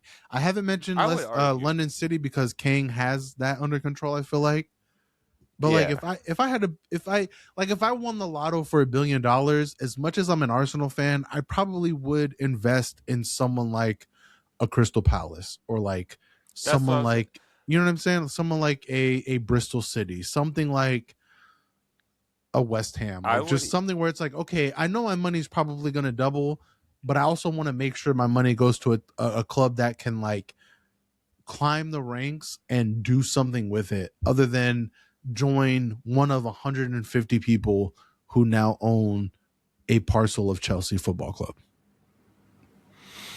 Like. I would argue WSL 2 team or even go lower. And because we know, like, with the now the WPL or whatever they're calling themselves is they're requiring that all the teams in the top two divisions be fully professionalized. Take a team that's in the third division, fourth division, fully professionalize them, invest in them, and like build it up. You know what I mean? Like the pyramid Yep. of England really needs to be built up. Like I think that's the next step for the women's side. Like that's what makes the men's game in England great. And so that's how you have your Wrexhams. Is it Wrexham. Wrexham? Is that how you say it? Yeah, Yeah. yeah. That's how you have your stories like your Wrexham. So, um, yeah, I mean, I definitely agree with y'all on all that. I will say just from a purely Chelsea perspective, it is just kind of. I mean, it's all business, so it's not really interesting, but it is interesting, like just in the sense of okay, so like we don't know anything about the amount of his stake. We don't actually know like whether he invested in Chelsea women directly or into Ohanian's um, investment firm who has been investing in women's sports, right? Um, there's still like the future of Chelsea women. There's that whole thing of them being sort of restructured and so forth. As you mentioned, they're going through a restructuring right now. They currently don't have a sporting director. And other than Bompastor, the highest figure that is specifically for the women's team came over from the Athletic last year, Aki Mandar. So it's like there's uh, the structure of Chelsea women right now. The dynasty Actually, is it's crumbling. like Yeah. yeah, it's like who's in charge, and I just wonder like so in the Athletic article about Giannis doing this stake.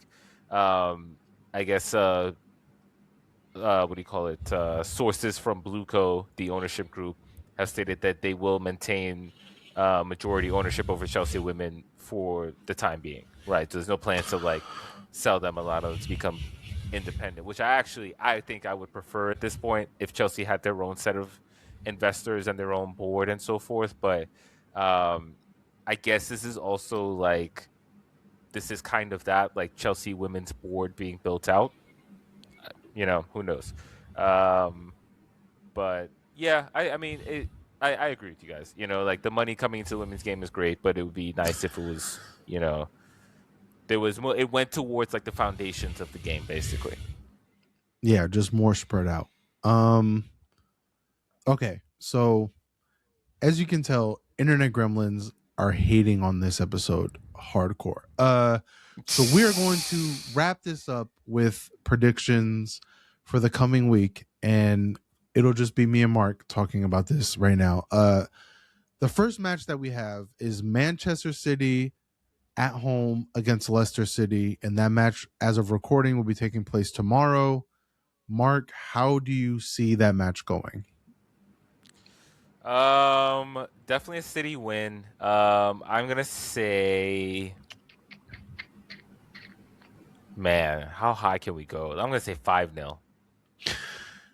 We are getting a lot of high predictions because the spirit of DP is also in our doc right now, and she predicts that it'll be a 3-0 win. Tom predicts it'll be a 4-0 win, and I myself predict it'll be a 3-1 win for Manchester City. Going into this match, I definitely agree that it will be City's match to lose. Do we have Deepty back? Deepty, are you back? Can you wrap this up I for am us? back. We just went through City, Leicester City. I'm trying my best to do you justice, but No, you're doing great. but that's tomorrow's match. And then we have a slew of matches on Sunday. Deepty, please, if you can hold out, Sure wrap us thing. up.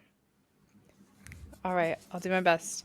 Yeah, Aston Villa versus Tottenham at 12 p.m. local time at Villa Park. Like Trev said, the rest of the matches are on Sunday. There's nothing on Saturday this weekend, which is interesting. I wonder why. But I'm predicting a Tottenham win 2-1, and it looks like Tom has a 0-0 draw. I'm going to say 2-2.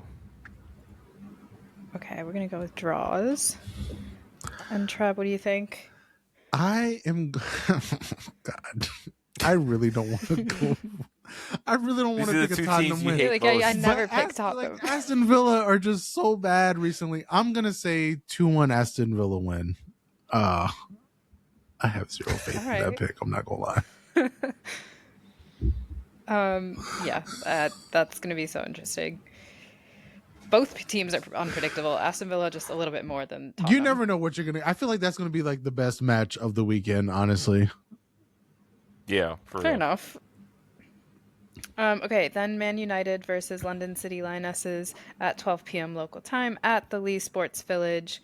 Um, I said 3-2. I think London City will get a couple, but I think United still pulls out the win. I'm going to say 3-1. Okay. Tom said 4-1 for the record. this is where I take the lead. I'm gonna say 2-1 London City. All right. I can see it.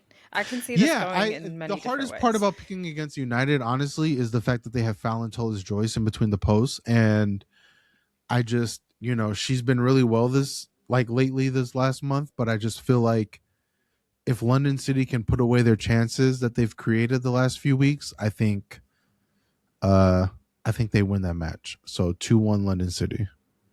All right. Then Chelsea versus Liverpool at 12 p.m. at Oh Kings my god, Meadow. that's gonna be a murder. Is I it? said 4-1 Chelsea. I know I said earlier there was like, oh, this could be interesting, but I still think like Chelsea's due for a smat. What does you call it? Smattering, a killing. And the last time they played Liverpool, they won 9-1. Oh, yeah. I don't think it'll be You're like, 9-1. oh yeah. It's, I think Chelsea will win 4-1. All right. I'm going to say 2-1. Chelsea. That's a Just low two. score. I feel like that's too low I- score. I think Chelsea are going to come out Okay. understanding like they've lost to Arsenal, they've lost to City. Uh, they got, they got dogged by City. Like there's just no chance this Chelsea team comes out. Like they understand what it is. Yeah, they So need stuff. Yeah. You would And then think. Tom said 3-1. So we're all going for Chelsea win. Everton versus West Ham, also at 12 p.m. at Goodison Park. Tom and I both went with draws. He said 3-3. I said 1-1. this don't might also be know. a good match. Yeah. Oh, man. I don't know at all. It's not Chigwell. I'm going to say 4-2 Everton. Woo! 6 That is goals a would be high-scoring fun. game. That would be a fun Okay. match. I'm gonna say 2-1 Everton. Okay. Like you're right, it's not Chigwell, but also it's Goodison Park, and Everton has only They won one are match terrible at home, but there. So, but like it was their most recent one, so like maybe. you never know. And then finally, Brighton versus Arsenal at 2:30 local time at Broadfield Stadium. I said 4-0 Arsenal. Woo! That is a lot.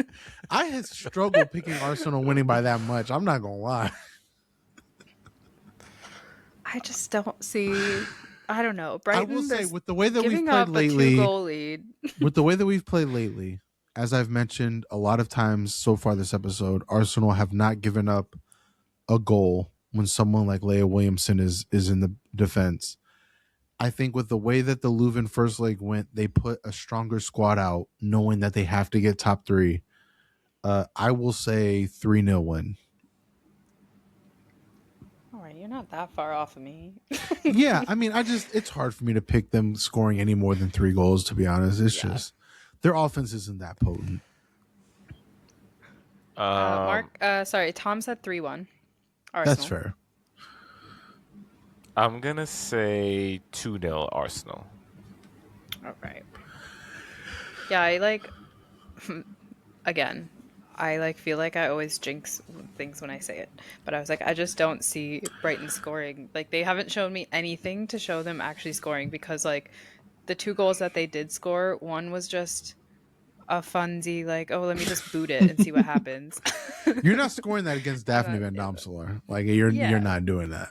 Yeah, I think you're right. I think Brighton just they don't have the attack to score, but I'd also again Arsenal aren't a prolific attacking team right now, so I think 3-0 is like good enough.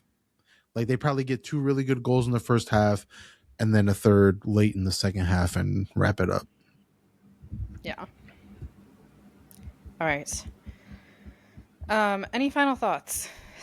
Thank you for sticking with us. That was a doozy of an episode going in and out.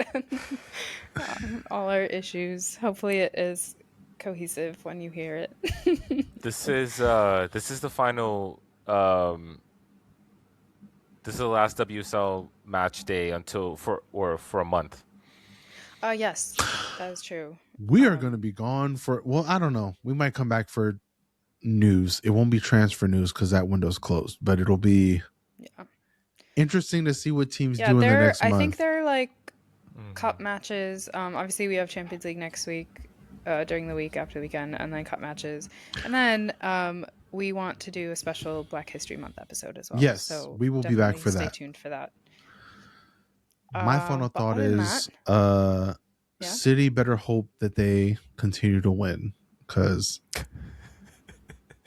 they slip up. There's like 4 teams waiting for them to slip up. So their title is theirs for the taking. It's theirs to lose. Yeah. Absolutely. But if they slip up, we'll be right there Also, waiting. by the time you hear this episode, and also, well, 7 minutes until midnight in the Central Time Zone. But big happy birthday to our show bro, Tom Baum, who The internet was gremlins got him, internet and did not he do him said, duty. I'm just going to Yep. celebrate my birthday. I don't even blame him. Anyone who was around in December for my birthday weekend understands. Listen, man, you got to celebrate the day you were born harder than anything. So shout out, Tom. Sorry we had to beat you, but at least it wasn't during your birthday weekend. And, you know, your men's team got it done at least, right? Like they're feeling a little bit. Anyway, this is a women's soccer podcast. Yeah. Alessia happy Russo, birthday, Tom. score more goals. You suck, Alessia Russo. You are terrible. There you go. You are the worst. You are awful. I hate And the on that way you note- play. You are what is it? What is it they say in Little Rascals? You are the stink between my toes or whatever they say in my Little God. Rascals. Who else It'd do be I got to hilarious slander? if Crunk clips this and gives no context. No context at Can you all. imagine That's what I'm rage good bait? for. Let's get Then us we'll out see of here, who really BB. listens. All right. You can find us on Apple, Spotify, YouTube, wherever you listen to your podcasts. Hit that follow button to stay up to date when new episodes drop. Leave a rating and a review if you can. Follow us on the socials. Treb is going to be our official social media manager. Look at the reels he's been posting. The latest one about Godfrey has been great. But anyway, leave a rating and review if you can. We'd love to hear your feedback. There are 12 teams, 6 games, 4 hosts. You're listening to the 12. Happy birthday, Tom. We will see you next week. Have